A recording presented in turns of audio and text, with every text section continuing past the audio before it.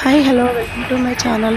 ఈ కార్తీక మాసంలో మేము దేవాలయాన్ని దర్శించుకుంటామండి. అలాంటి దేవాలయ దర్శనాల్లో ఈ దేవాలయం ఒకటండి. ఇది 500 సంవత్సరాల క్రితం నుండి ఉన్న దేవాలయం.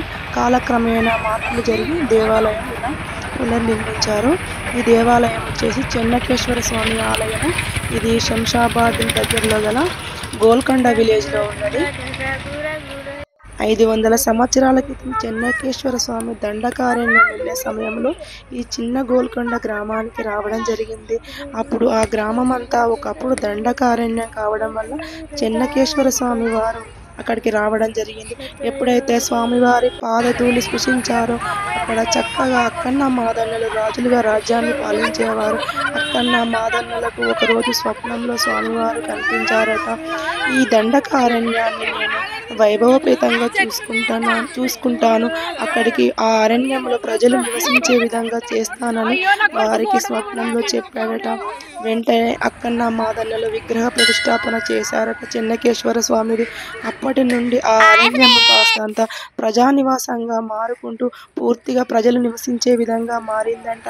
ఈ స్వామివారి దర్శనానికి ఎవరైనా భక్తులు వచ్చి తమ ధర్మబద్ధమైన కోరికలు కోరుకుంటే నెరవేరుతాయని భక్తుల నమ్మకం. ఆ రోజు నుండి ఇక్కడ ఈ స్వామివారి స్పెషల్ ఏంటంటే, ఈ స్వామివారి దర్శనానికి వచ్చే 10 మంది భక్తుల్లో ధర్మబద్ధమైన కోరికలు కోరుకుంటే 8 మంది భక్తులకు ఖచ్చితంగా నెరవేరుతాయని, వారు తిరిగి పునర్దర్శనానికి వస్తారని అక్కడ వేద పండితులు కూడా చెప్తున్నారు.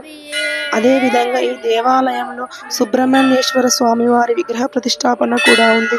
ఇక్కడ ఎవరైనా సంతానం లేని దంపతులు పూజ చేసుకుంటే ఖచ్చితంగా 6 మాసాలలో వారికి సంతానం కలుగుతుందని అక్కడి భక్తుల నమ్మకం.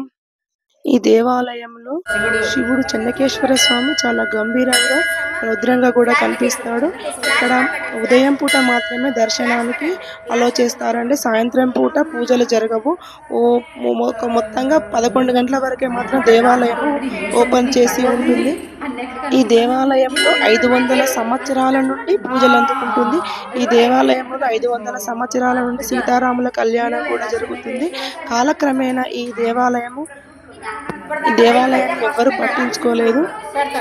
కొంతకాలం తర్వాత వంశోద్భవం కావడం వల్ల వంశాలు కూడా మారడం వల్ల తర్వాత గుర్రం వంశం వారు ఈ ఆలయాన్ని పట్టించుకొని తన సొంత డబ్బులతో ఈ ఆలయాన్ని చక్కగా పునర్నిర్మించారు.